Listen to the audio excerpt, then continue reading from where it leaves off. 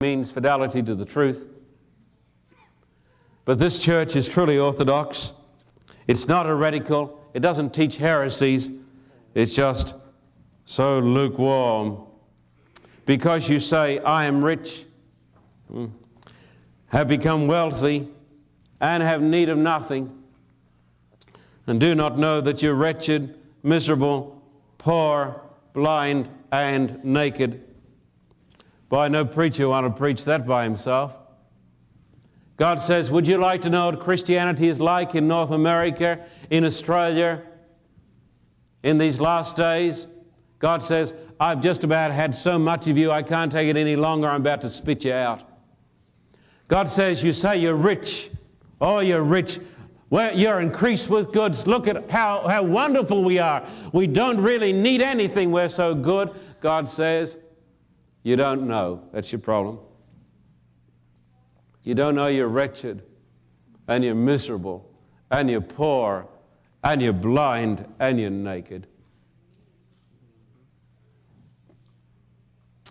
Upon the testimony given here, the destiny of the church rests. What's wrong with Laodicea? What's wrong with my church? Laodicea, on the whole, doesn't understand the gospel.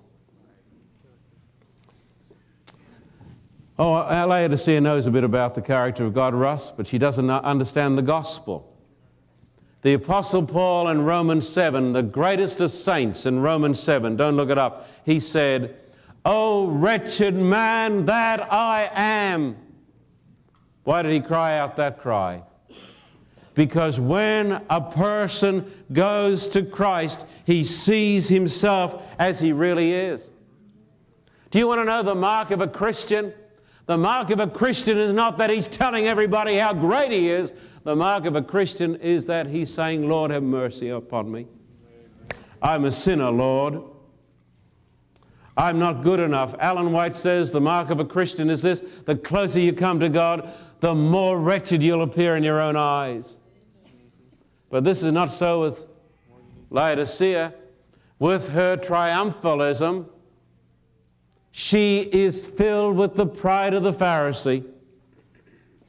You read the story of the prodigal son, the boy who was the sinner, and you also read the story, my friend, of the elder brother. And the elder brother wouldn't go in. He wouldn't go in. He didn't like the good music.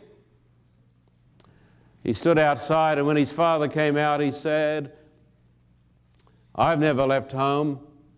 I've always been serving you. I've always kept your commandments. The older brother there, of course, represents the religion of the Pharisee. And the sin of Laodicea is not false doctrine. The sin of Laodicea is self-righteousness, the religion of the Pharisee. It's legalism. Can I tell you, how can I say this to you today? How can I make this plain to you? The worst sin is not the sin of sodomy, though I detest it. Detest it. The worst sin is not murder. None of those sins. The worst sin is not stealing. I heard of some people some time back in a ministry like this, and they were stealing out of the offerings. What a low thing to do. When people are sacrificing and they're stealing. What a low thing to do. But there are worse sins than those sins. The worst sin is the sin that parades itself in church and that says, thank God I'm not as others. Thank God I'm not like this publican. Thank God I'm not like this homosexual. Thank God I'm not like this adulterer. Thank God that I am an Adventist and I have the light and I'm a member of the remnant church and my name is written down on the roll. And God says, I'm about to spit you out. I can't take you anymore. I've had enough of you. You make me feel like vomiting, he says.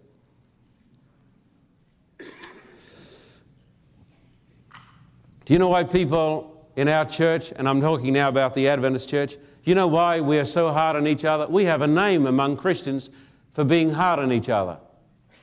You know why? because we're Pharisees. We think we're saved by the law by keeping the Sabbath. I love the Sabbath, but the Sabbath represents the gospel, it represents salvation.